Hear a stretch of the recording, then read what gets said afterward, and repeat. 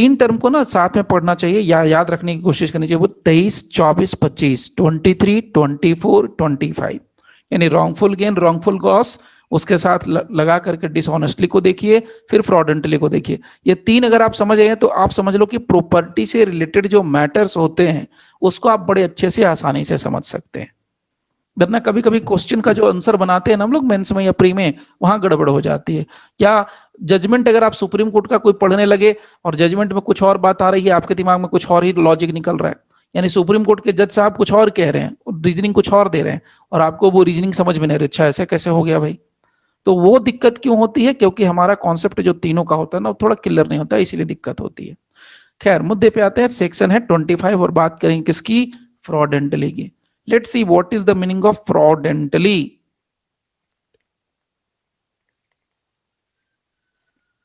फ्रॉडेंटली का मतलब क्या होता है? देखिए फ्रॉडेंटली के लिए कहा है a person is said to do a thing. ध्यान दीजिएगा, फर्क पकड़ना, यही छोटी छोटी बारीकियां शेयर कर दे रहा हूं।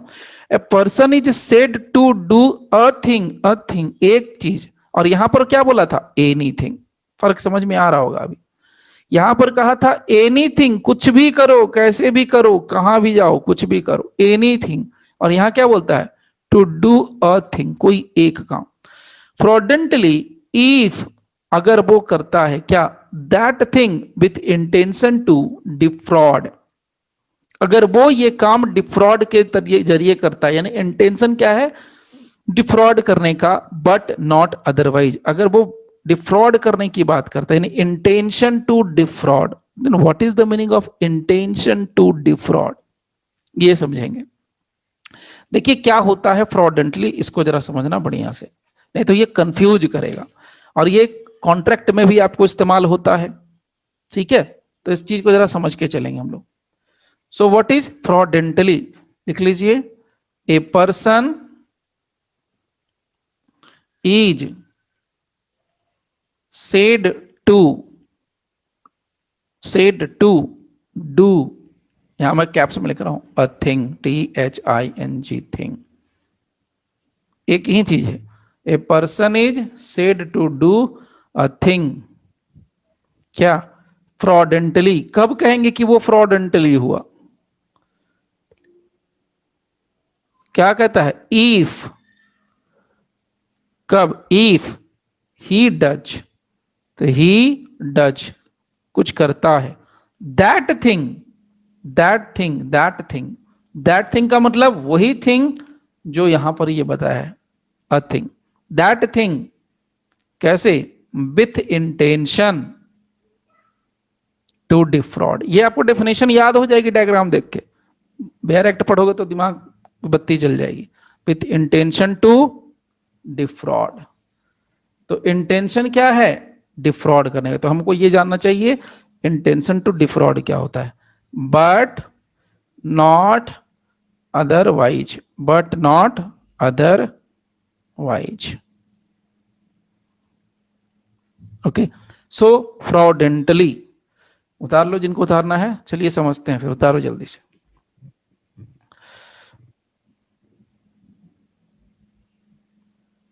अगर हम लोग इस डेफिनेशन को सिर्फ पकड़ के चलें, ओनली दिस डेफिनेशन, तो फ्रॉडेंटली क्या निकलता है? दो चीजें आपको मोटे तौर पे साफ साफ दिखेंगी कि फ्रॉडेंटली क्या होता है। फ्रॉडेंटली के लिए अगर आपको समझ, तो सिर्फ दो चीजें समझ में आएंगी। पहली चीज, ये कोई एक्ट है, दिस इज एन एक्ट, कोई एक्ट है, और जो ये एक्ट होता है, कोई काम जो होता है, उस काम में कोई एक्ट, अर्थिंग का है ना, अर्थिंग, वो कुछ करता है और एक्ट है। और दूसरा उसमें क्या होता है, इस एक्ट के साथ क्या जोड़ेंगे हम लोग? Intention to defraud, intention to defraud. So act और इंटेंशन टू डिफ्रॉड, यानी सीधा सीधा और इजी कर दूं तो कोई भी काम किया जाए और उसके साथ क्या हो? इंटेंशन हो। किस चीज का? Intention to defraud. Act plus intention to defraud. अगर काम है और साथ में इंटेंशन घुस गया, छिप गया, तो ये हो गया फ्रॉडेंटली। तब हम उस एक्ट को कहेंगे फ्रॉडेंटली। अगेन फ्रॉडेंटली भी एक मेंटल एलिमेंट है, it is also a part of mens rea, not actress Rhea. ये काम करेंगे तब पता चलेगा कि हाँ ये कहाँ और कैसे हो रहा है, फ्रॉडेंटली कैसे किसी काम को किया जा रहा है, इस बात को समझ के लेना है। Now try to understand. अब एक बात तो हम लोग समझ गए कि अगर सिर्फ बेयर एक्ट के डेफिनेशन को पकड़ के चलें तो यही दो बातें निकलती हैं, लेकिन अब इसमें से दो मोटी मोटी बातें मैं आपको शेयर करूंगा। सबसे पहली बात तो ये डिफर्ड मीनिंग क्या है? क्या सर डिफर्ड का मीनिंग क्या है सर? बता रहा हूँ डिफर्ड का मीनिंग। हाँ बता रहा हूँ, थोड़ा पेशेंस रखिए सर, पेशेंस खत्म नहीं किया, अभी शुरू किया है, थोड़ा पेशेंस रखिए। नाउ फ्रॉडेंटली को और भी अगर मैं इजी करके दूं तो एक्ट तो सब जगह दिखेगा आपको, लेकिन फ्रॉडेंटली इज इक्विवेलेंट टू या इक्वल टू, सीधा लिख देता हूं, किसके इक्वल? इंटेंशन टू डिफ्रॉड या intent to defraud. Fraudulently is equal to intention to defraud या intent to defraud. Intention to defraud को समझना बहुत जरूरी है। अब कोई भी एक्ट कैसे हो सकता है फ्रॉड, कोई भी काम कैसे हो सकता है फ्रॉड, ये चीज समझना है। देखिए फ्रॉड क्या होता है, फ्रॉड इज बेसिकली, समझिए पहले फ्रॉड, उसके बाद मैं डिफ्रॉड बता रहा हूं, डिफ्रॉड भी शेयर करूंगा। पहले सिर्फ अभी ध्यान से सिर्फ सुनना, अगर लिखने का दिल करे तो लिख लेना। फ्रॉड क्या होता है? फ्रॉड बेसिकली किसी भी इंसान के द्वारा किया गया कोई काम होता है, कोई कंडक्ट होता है, कोई व्यवहार होता है।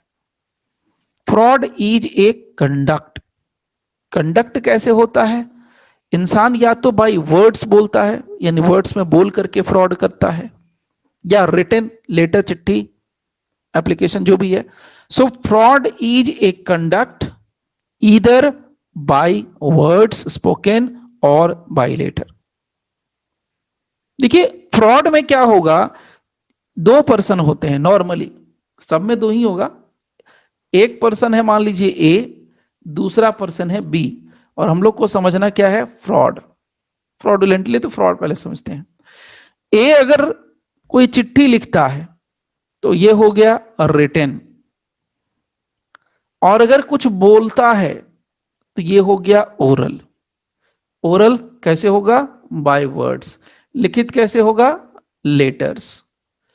तो अगर ए कोई चिट्ठी लिख करके बी को कुछ बताता है, और या ए कुछ बोल करके बी को कुछ बताता है, और उसको बताने के बाद बी में एक्साइटमेंट आ जाता है, बी एक्साइटमेंट से भर जाता है, बी इंड्यूस हो जाता है। नाउ बी इंड्यूस्ड कि अब मुझे कुछ करना है। क्यों करना है? क्योंकि ए ने मुझे कुछ ऐसा बोला है, उसको मुझे करना है। अब जैसे फॉर एग्जांपल मैं आपको शेयर करता हूं, अगर कोई लैंड है और ये एक कोई डिस्प्यूटेड लैंड है जिसके ऊपर पिछले 12 सालों से केस चल रहा है, 13 सालों से कोर्ट में केस चल रहा है। अब इस लैंड को बेच के मेरे को निकलना है, मैं इस लैंड को बेच के निकलने वाला हूं, तो मैं क्या करूंगा? मैं किसी कस्टमर को ढूंढूंगा, किसी इंड यूजर कस्टमर को ढूंढूंगा, या ब्रोकर जो भी है किसी को तो ढूंढूंगा, इंड यूजर को। अब उसको मैं बोलूंगा कि जाओ भैया पता कर लो, सरकार ने यहां से कुछ ना कुछ प्रपोजल दिया है, या आगे आने वाले दिनों में प्रपोजल देने वाली है with in 6 months. With in 6 month के अंदर सरकार यहां पर से कोई बड़ा मेगा प्रोजेक्ट लेके जाने वाली है। जैसे फॉर एग्जांपल मेट्रो ट्रेन वगैरह निकाल दे, चला दे, इस टाइप से कुछ, तो कोई बड़ा मेगा प्रोजेक्ट लेके जाने वाली है, जो मेरे लैंड के बिल्कुल 100 कदम के आगे, या 100 कदम पहले और 100 कदम के बाद मेरा लैंड है, और मेरे को पैसे की है जरूरत, और मैं ये लैंड बेचना चाहता हूं, मैं ये लैंड बेचना चाहता हूं। और ऐसे मुर्गे मिलते हैं, आपको सीधा बोलते हैं, ऐसे मुर्गे होते बेचारे कट जाते हैं, सीधे सीधे लोग भी हैं दुनिया में, अदरवाइज ऐसा नहीं होता कि ऑफेंस नहीं होता, होता है। तो अब बेचारा वो समझ लिया कि हाँ ठीक है भाई, ये बात तो फैक्ट है, सरकार ने कभी 5 साल पहले वादा किया था कि हाँ मेट्रो ट्रेन चलाएंगे, और इस रूट से इस रूट पर चलाएंगे। लेकिन अब ये उसको पता नहीं था कि हाँ इसी रूट पर इसी के जमीन के आसपास से मेट्रो गुजरेगी या मेट्रो का कोई स्टेशन बनेगा। अब क्या हुआ, उसने फोन करके बोल दिया कि भाई मैं इस लैंड को बेचना चाहता हूं, मेरे पास तो अब कल से ना, जब से मैंने बोल दिया बेचने के लिए डाल दिया है, किसके ऊपर, वो एलेक्स और किस किस के ऊपर बेचते हैं, उसमें बेचने के लिए जब मैंने डाल दिया तो मेरे पास तो बड़े कॉल्स आ रहे हैं भाई देखो। लेकिन मैं तुम्हारे दोस्त हूं, हमारी तुम्हारी अच्छी दोस्ती है पुरानी, तो मैं इस लैंड को इसी कॉस्ट में तुमको दे सकता हूं, अगर तुम चाहो लेना चाहो तो। कोई जोर जबरदस्ती नहीं है, बड़े प्यार से बोलता है कि तुम्हारी कोई जोर जबरदस्ती, तेरी मर्जी है, लेना चाहो तो ले सकते हो, बिटिया के नाम से ले लो, रख लेना, जब बड़ी हो जाएगी तो शादी करने के समय बेच बाच के शादी कर देना, या रहेगा तो गिफ्ट कर देना, तेरी जैसी मर्जी, या बेटे को बहू को जिसको देना हो दे देना, खुद बना के घर रहना, वॉट एवर इट में भी, जैसे तेरी मर्जी। वो क्या होता है, उस वर्ड्स की वजह से, ओरल वर्ड्स की वजह से वो पूरा एक्साइटमेंट में आ जाता है, इंटाइस हो जाता है। तो ए ने क्या किया, बी को इंड्यूस किया, उकसाया, बहकाया, भड़काया, उस लैंड के लिए जिसके ऊपर ऑलरेडी से मैटर डिस्प्यूटेड चल रहा है कोर्ट में, उस लैंड के लिए जिस पर हो सकता है कोर्ट ने कहा कि जब तक इस मैटर का निपटारा नहीं होता है तब तक ये मैटर, इस लैंड का कोई सेल परचेज कुछ भी नहीं हो सकता है, सब कुछ इलीगल होगा। तो भैया सेल होना है, ऑब्वियस है। वही बात, तुम तो जानने वाले लोग हो, चलो ज्यादा नहीं ले रहा हूं मैं, 60 लाख दे देना, लोग तो 80 लाख 90 लाख देने के लिए तैयार है, मैं तो तुमको दोस्त के नाते 50-60 में दे रहा हूं। डॉक्यूमेंटेशन घर पे आ जाना, जब दिल करे बैठ के बना लेंगे, कोई दिक्कत नहीं है, लाओ अग्रीमेंट टू सेल कर देता हूं। अग्रीमेंट टू सेल भी रेडी कर दिया, अग्रीमेंट टू सेल भी बना के दे दिया, इतनी हिम्मत, अग्रीमेंट टू सेल भी कर दिया। बोला हाँ जी मैंने आज के डेट में इतने 50 लाख रुपए लिए और 10 लाख और बाकी है, ले लिया, दे दिया, पतली गली से निकल गया। फ्रॉड क्या किया इसने, फ्रॉड कैसे हुआ? So fraud is nothing but it is a conduct by an accused person. A is a accused, fraud में क्या होता है, एक कंडक्ट होता है, एक व्यवहार होता है। व्यवहार में क्या होता है, और व्यवहार कैसे होता है, व्यवहार बाय रिटन, लेटर के जरिए होता है, लेटर्स, या बाय वर्ड्स स्पोकन। तो या तो बोल करके या तो लिख करके किसी दूसरे पर्सन को बाय दैट कंडक्ट इंड्यूस करता है, और इंड्यूस करने के बाद जिस पर्सन को इंड्यूस किया जाता है वो पर्सन एक डेफिनिट डिटर्मिनेटिव जजमेंट ले लेता है, उस पर रिस्पॉन्स कर देता है, उस लेटर के वजह से या उस वर्ड्स की वजह से, उस लेटर की वजह से या उस वर्ड्स की वजह से ये जो बी है तुरंत रिस्पॉन्स कर देता है एक डेफिनेट, हाँ भाई दे दो यार मैं तो ले ही लेता हूं, बेटी की शादी में काम आएगा, ओके कर दिया, लाओ अग्रीमेंट टू सेल कर लेते हैं, ओके कर दिया, अरे चलो यार अभी दे देता हूं कुछ पैसे बाद में दे दूंगा, डेफिनेट डिटर्मिनेटिव स्टैंड पर आ जाता है। तो ये क्या हो गया, this is called fraud, this is called fraud. अब देखिए, अब आप में से ये तो फ्रॉड समझ गए मोटे मोटे तौर पे, पहले इसको लिख लो, भूल लो, हट जाए दिमाग से, उसके पहले लिख लो, फ्रॉड इज ए कंडक्ट। ये पीडीएफ में मिल जाएगा तो कोई फायदा नहीं आपको, पढ़ के उतार दोगे, आप यहां से लिखो याद रहेगा। Fraud is a conduct either, कैसे, ईदर बाय लेटर्स और words. So fraud is a conduct by either letter or words which induces, किसको इंड्यूस करता है, to whom it induces, किसको इंड्यूस करेगा, the other person को इंड्यूस करता है, या अथॉरिटी को भी कर सकता है, और अथॉरिटी किस बात के लिए, टू टेक, लो भैया लो, क्या लो, टू टेक, क्या लोगे, ए डेफिनेट, एकदम ठोक बजा करके, इतने प्यार से काटेगा, इतने प्यार से काटेगा कि आप भरोसा कर लोगे, टू टेक ए डेफिनेट। जैसे कंपनीज वाले कुछ लोग बोलते हैं ना, डेफिनेट, आप आज 1 लाख दो, मैं 3 साल के अंदर आपको 5 लाख रिटर्न करूंगा, 5 गुना। आपने खुशी खुशी 1 लाख दे दिया कि 5 साल बाद तो 5 लाख आने वाला है, आप सोचिए, आपके जैसे पता नहीं कितने लोगों को उसने बेवकूफ बनाया, कितने लोगों से 1-1 लाख ले लिया और लेके निकल लिए पतली गली से। 5 साल के बाद 5 लाख रिटर्न देने के लिए थोड़े बैठा रहेगा वो, निकल लिया। जितना कैश हो सकता है, जितना जैसे हो सकता है ब्लैक व्हाइट लेके निकल लिया। What is that? आप उसकी बातों में आ गए। तो अगर मैं सिंपल हिंदी इंग्लिश जो भी लैंग्वेज उसमें समझ रहे हो, तो किसी के कुछ कहने पर, उकसाने कर, बहकाने पर, भड़काने पर आप उकसा जाते हो, आप उसके ऊपर रिस्पॉन्स करते हो, और रिस्पॉन्स करके आप अपने पैर पे कुल्हाड़ी मार लेते हो। That is basically fraud. तो अगर किसी पर्सन के कहने पर कोई आदमी एक डिटर्मिनेटिव डेफिनेट स्टैंड लेता है और उस स्टैंड पर काम कर देता है, तो उस पर्सन के द्वारा कहा जाएगा कि उस पर्सन ने क्या किया? फ्रॉड किया। तो अब इसमें लॉस होगा, उसको लॉस होगा जो उकसा जाता है, जो एक्शन लेता है, जो डेफिनेट स्टैंड ले लेता है, डिटर्मिनेटिव स्टैंड ले लेता है, उसको लॉस होता है। So fraud is a conduct either by letters और words which induces the other person or authority to take a definite determinative stand as a response। Response देगा ना, तो रिस्पॉन्स में as a response, response to the conduct. A के conduct पर B ने response दे दिया, conduct of the former. Former मतलब यहां ए है, जिसके कहने पर आप रिस्पॉन्स दे रहे हैं। फॉर्मर कैसे देगा? ईदर बाय लेटर और बाय वर्ड्स, बाय वर्ड्स और लेटर।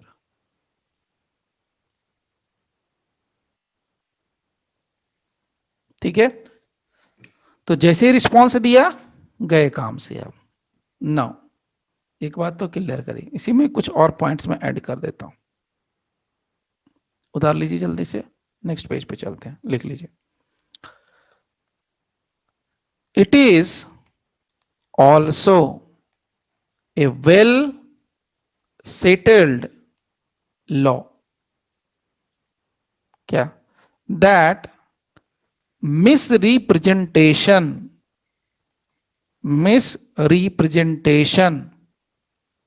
itself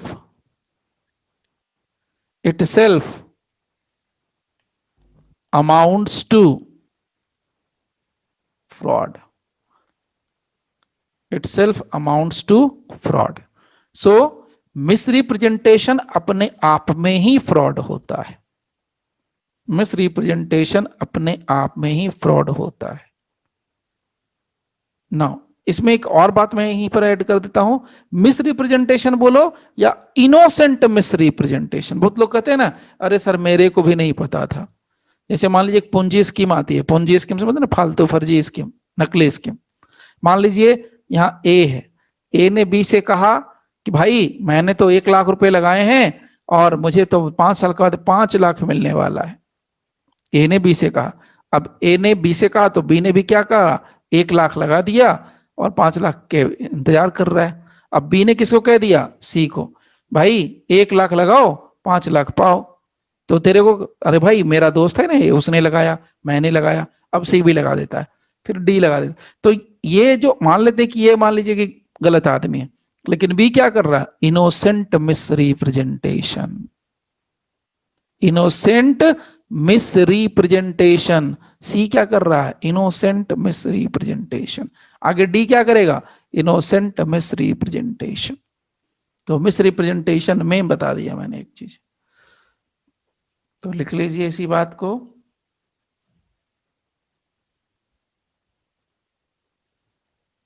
so innocent